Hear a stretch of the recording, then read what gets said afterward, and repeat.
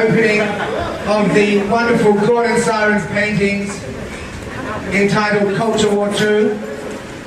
I'd like to acknowledge the traditional custodians of the land on which we meet this evening, the Gadigal people of the Eora Nation, and pay our respects to elders, both past and present.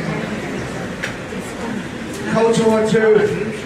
It's been an absolute honour and privilege to handle these wonderful works, and Saha, my co-curator, and myself have learned so much handling the works and reliving the stories, which Gordon tells us is nothing but truth.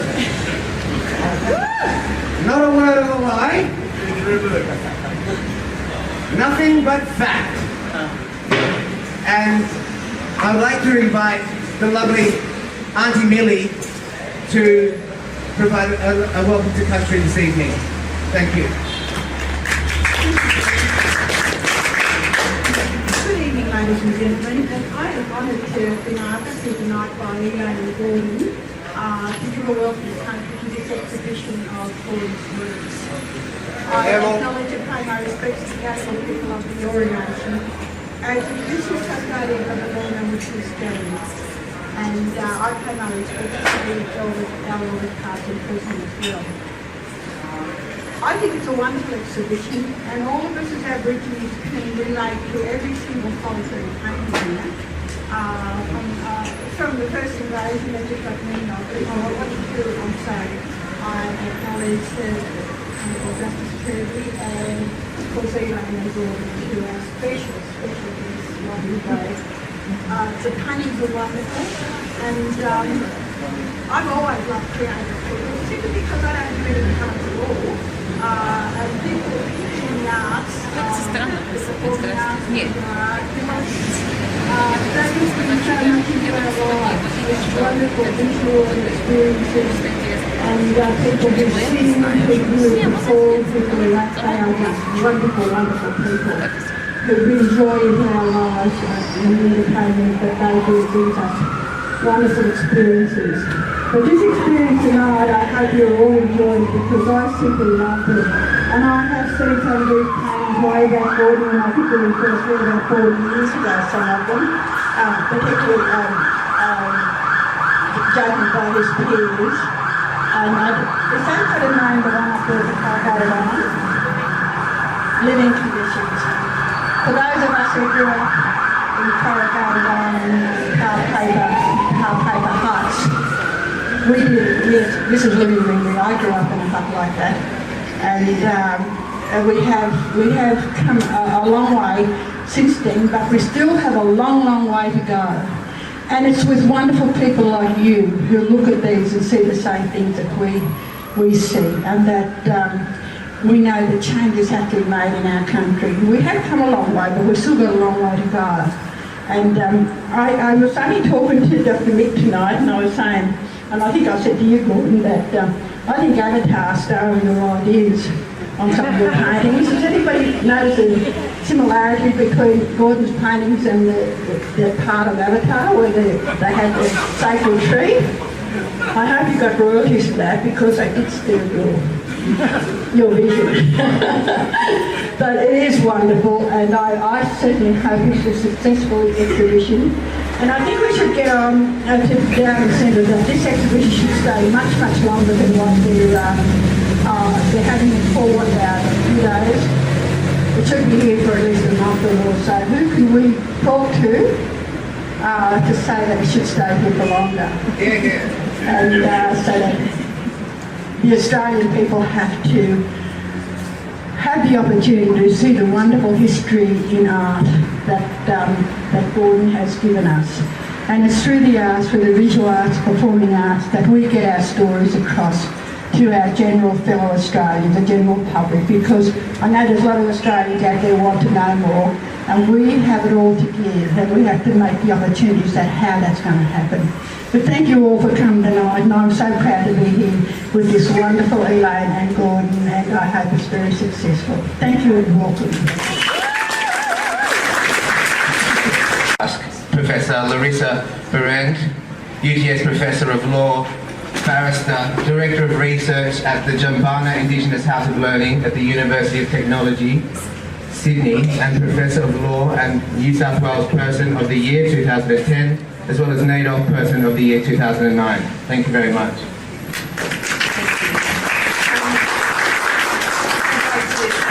Millie for her welcome to country and acknowledge her not just for her wonderful words tonight and her wisdom, but for the leadership role she plays in the community. And she's really fostered a generation through, and I'm lucky to have been a part of that. That very fancy CV that we just read out, I am proud of, would not have been possible without Aunty Millie changing the playing field and opening the doors for people like me to go through. Uncle Gordon faced down the legal system himself. There were no Indigenous lawyers, so the fact that Aunty Millie's generation had paved the way for that sort of change is something that I think we need to remember and continue to show our respect for. And it's also wonderful to share the stage with a wonderful campaigner for human rights and Indigenous rights, Justice Kirby. When we were putting this event together, he reminded me that my husband appointed him to the High Court. And I replied, well, that's one of the reasons I agreed to marry Michael, was that he did such a sensible thing and it boded well for the future. And as Justice Kirby found out tonight, we have so much esteem for him, we've even named after one of our cats after him. More esteem than that, you know how much I love those cats. I do love them.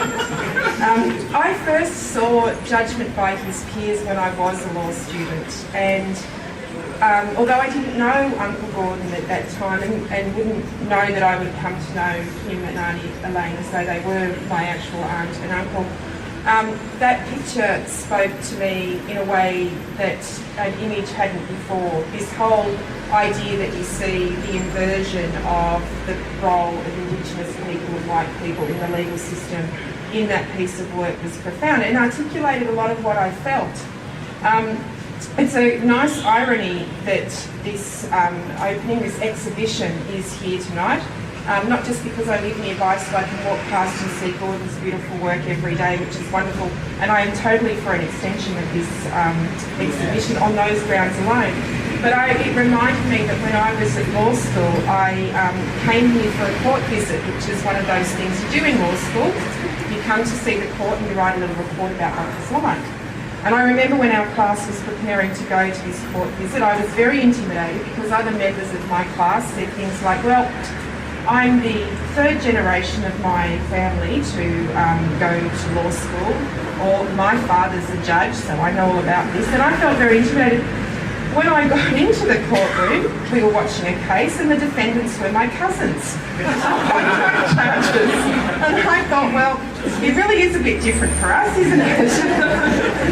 So, I knew as much about the law, but just from a different perspective. But I think what Gordon's struggle has highlighted is the way that Indigenous people are treated differently. I know Justice Kirby will speak very eloquently about this a little later on, but not only do we see a mirroring of that today, just as when you made that first very profound piece of work, but I know a lot of you here who I know from various things are very aware of the Bowraville case that's been a big passionate project of mine, as it is for many members of the Aboriginal community.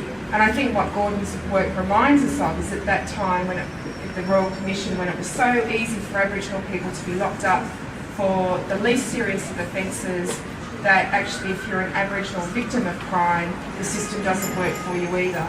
And that message is something that has as much resonance today as it did back then. And that is something that, just as a thing to reflect on, shows how much more work there needs to be done.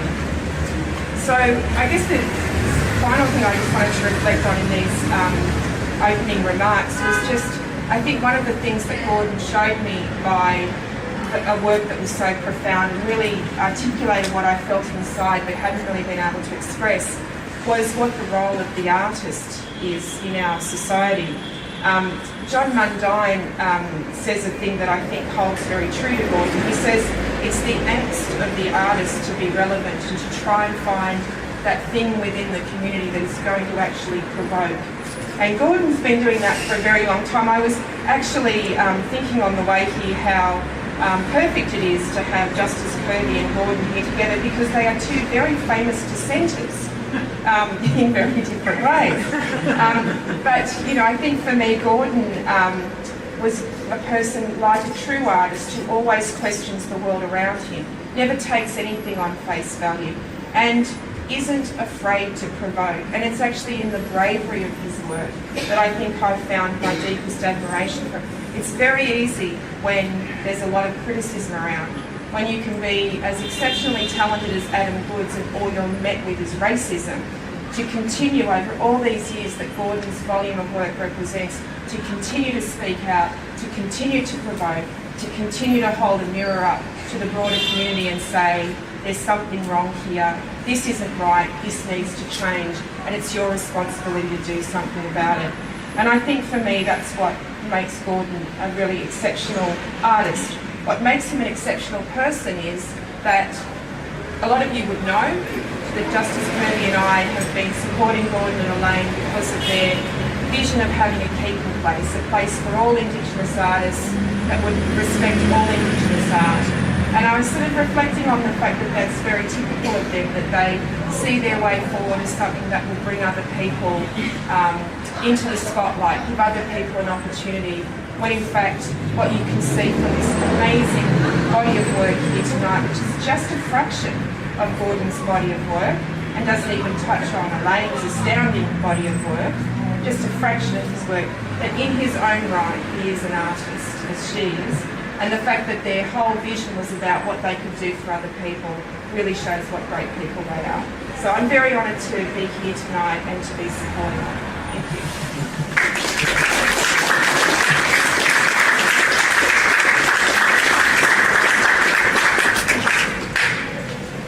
Thank you very much, Larissa. I would like to now call the Honourable Michael Kirby, former Australian High Court Judge and United Nations Commission's Chairman.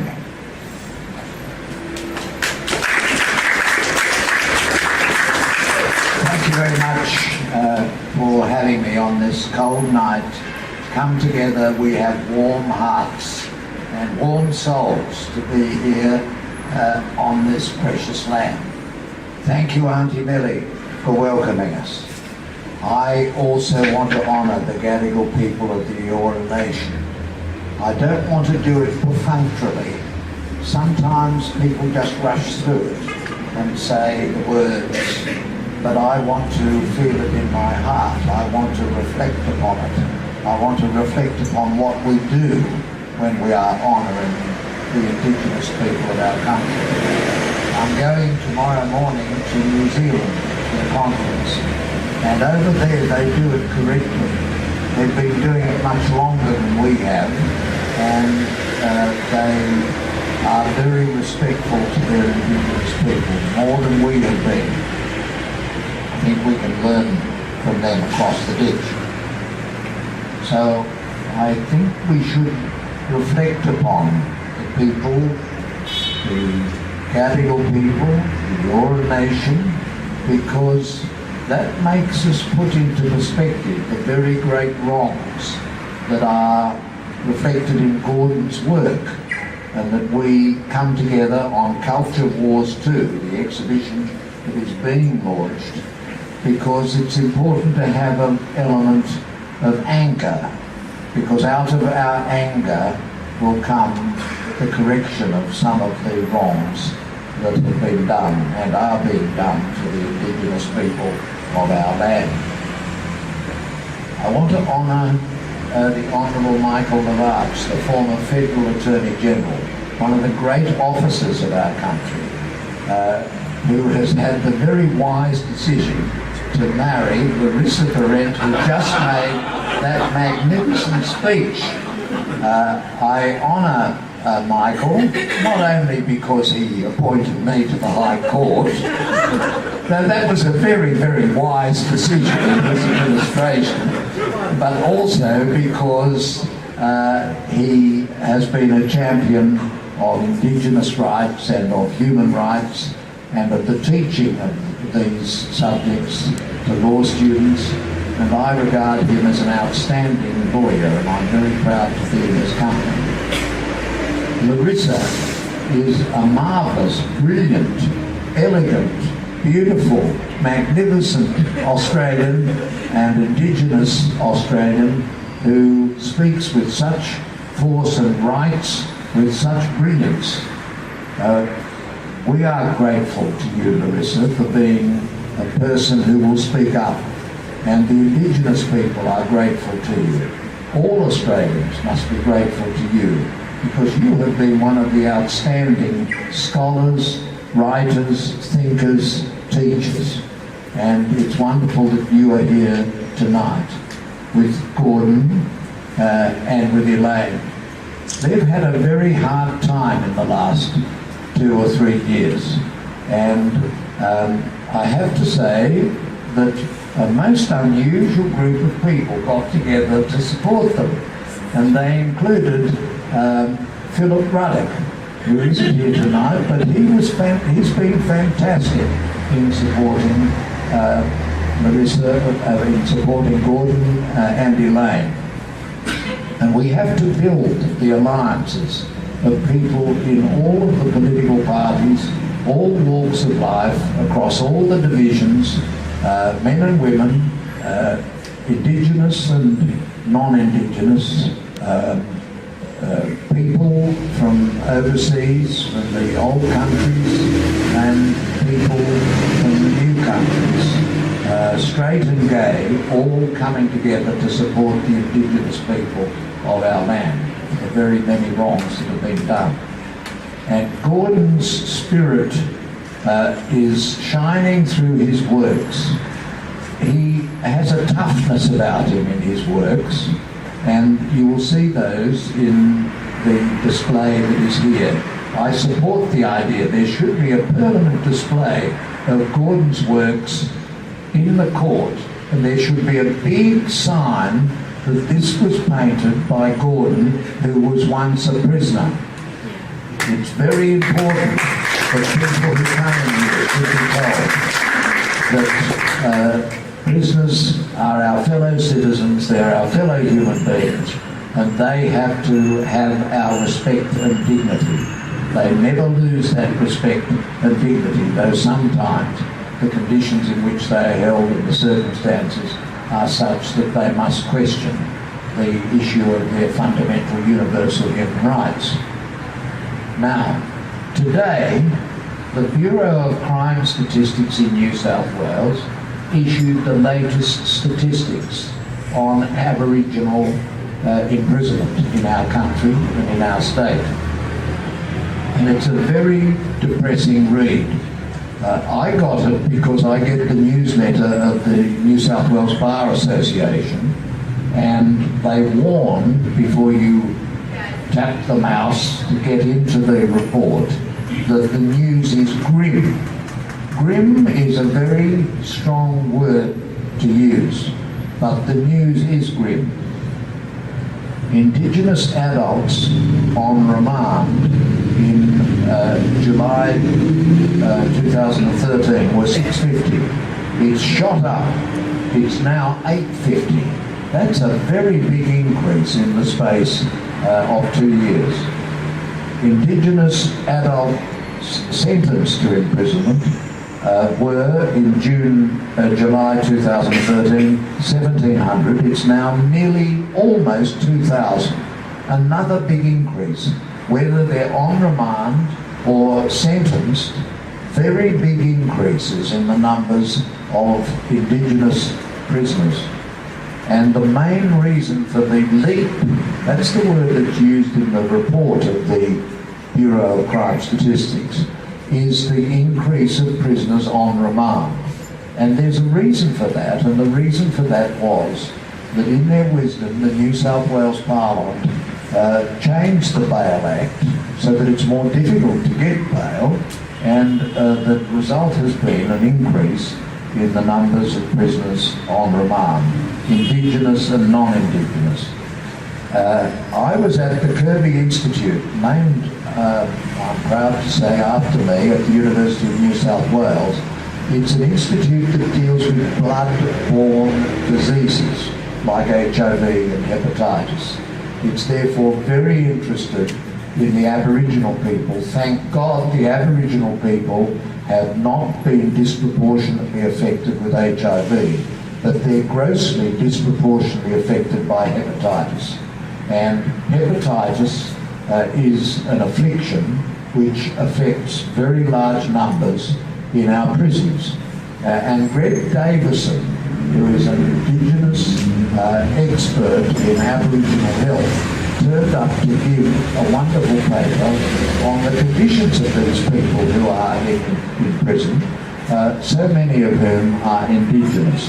50% of young people in custodial institutions in New South Wales, 24% of adults in custody identify as Indigenous.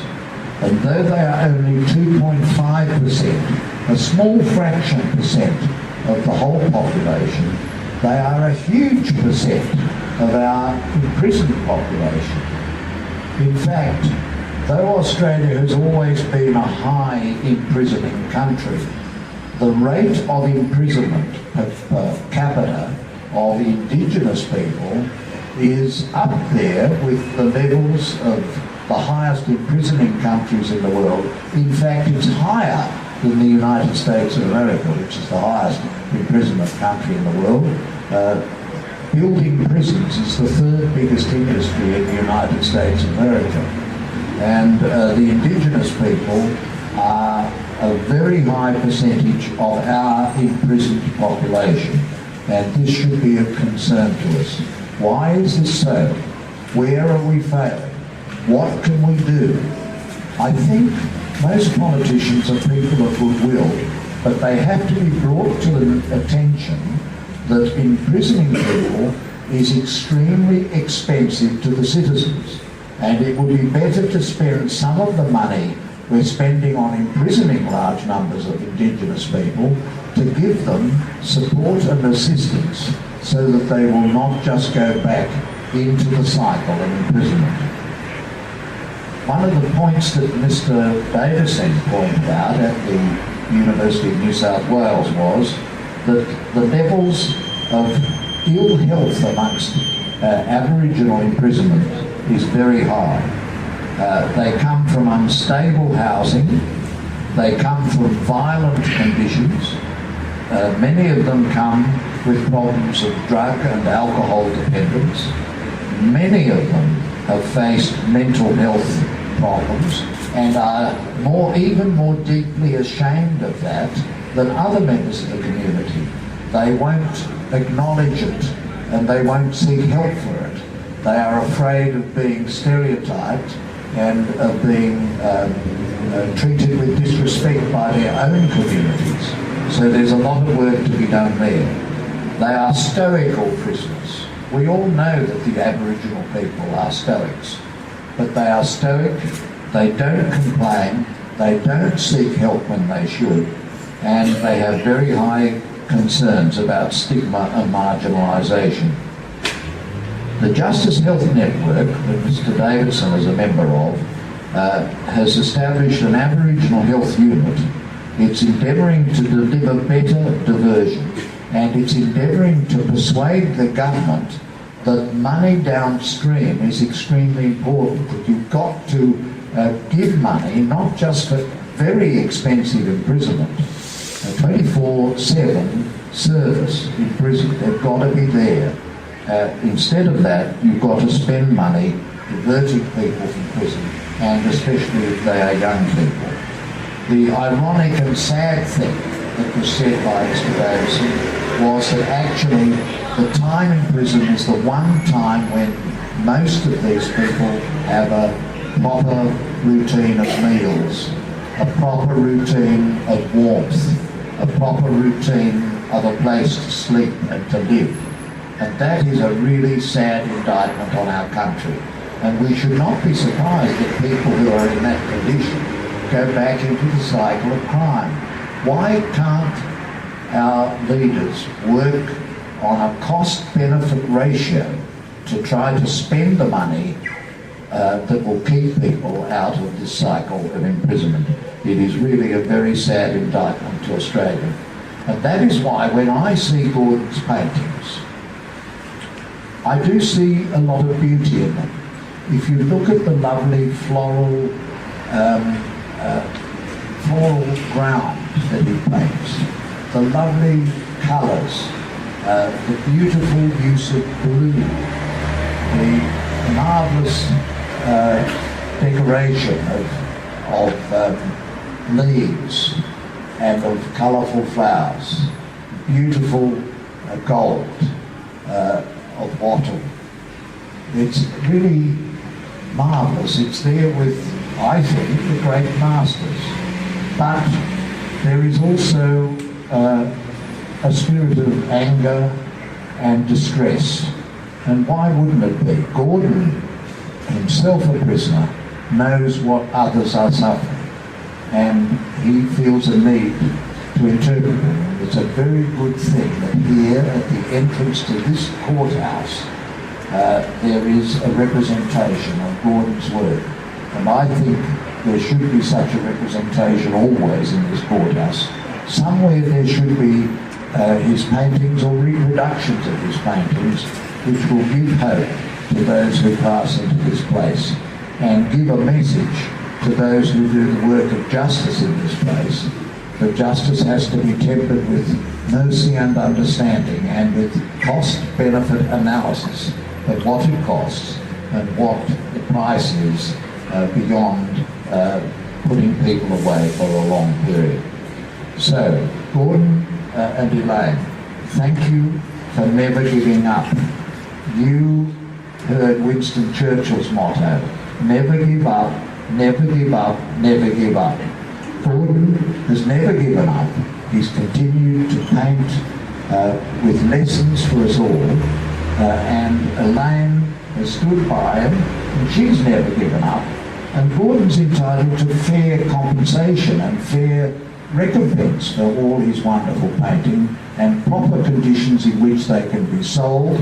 Artists shouldn't just live up there in the garret anymore. Artists should be honoured, as Larissa has said, because they hold up a glass to our whole society and they show us things we should think about. So I'm very glad and proud to be here with the launch of Culture Wars 2, and I hope that it will be respected, honoured. And I end as I began.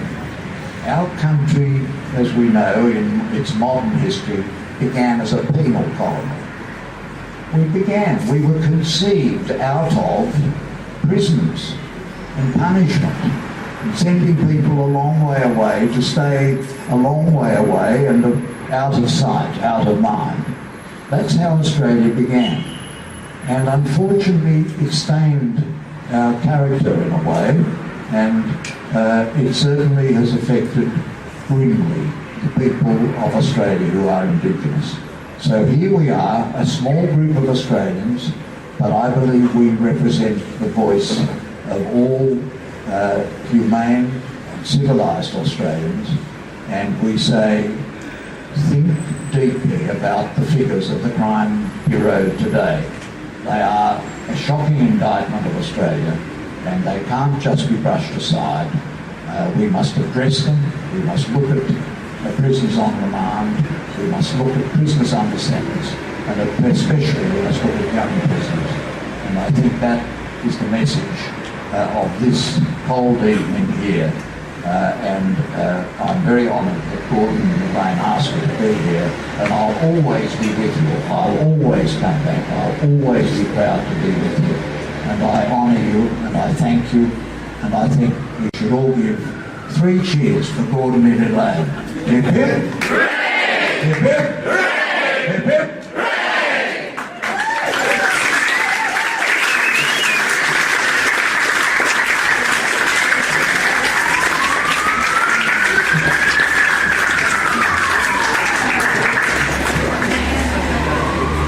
Thank you very much, Your Honour. it's been really great, you know, working with Gordon and Elaine. Not only has Gordon been mastering painting over the last 40 odd years, and it's obvious in his oeuvre all the influences and styles which he has mastered. It's just been great, and he's still got a lot of fresh ideas for painting, so excited to see what's going to come out from some big major works that are in the pipeline. I'd like to now pass over to my partner and co-curator Saha, who together with me has hung all this work and compiled a catalogue, and we will produce a book as well from this exhibition. And it's been wonderful to have Larissa, Michael, Aunty Millie and all of you here tonight to witness and enjoy this historic exhibition. So thank you, Gordon, thank you, Elaine, and I now pass over to Saha. I'm just going to take a step up. Thank you for joining us outside the courthouse. I think it's quite apt, given the nature of the work. We made it to the window boxes. It's been thrilling to be part of this show, to meet wonderful people through Gordon and Elaine. Also to spend time with them.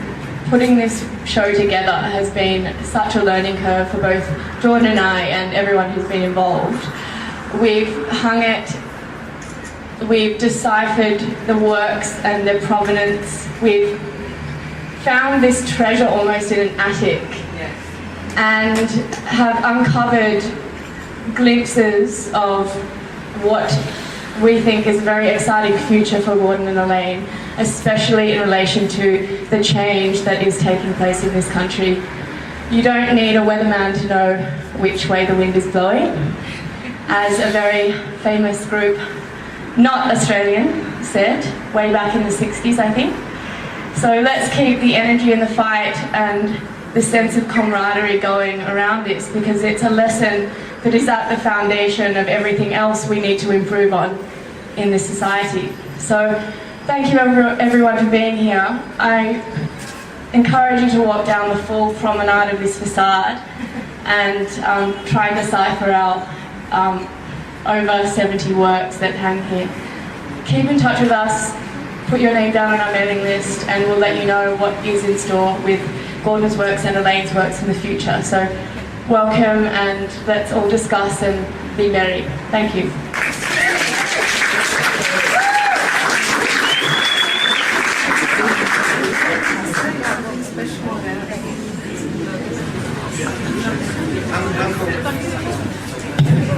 Uncle Gordon is not going to speak tonight, but I think, you know, they say a painting says 1,000 words, but as you know, here he is, and I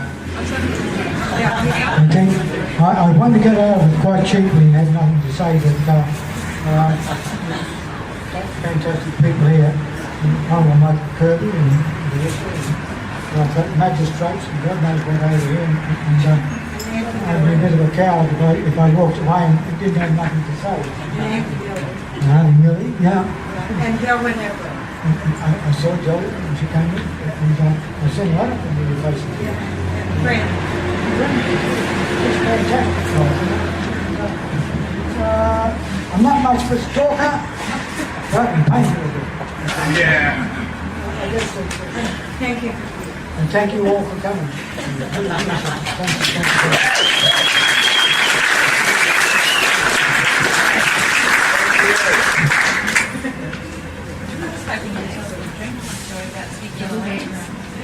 So everyone now enjoy the works, and thanks again. Pop your name in the mailing list, have a glass of wine, some lovely snacks prepared here, and yes.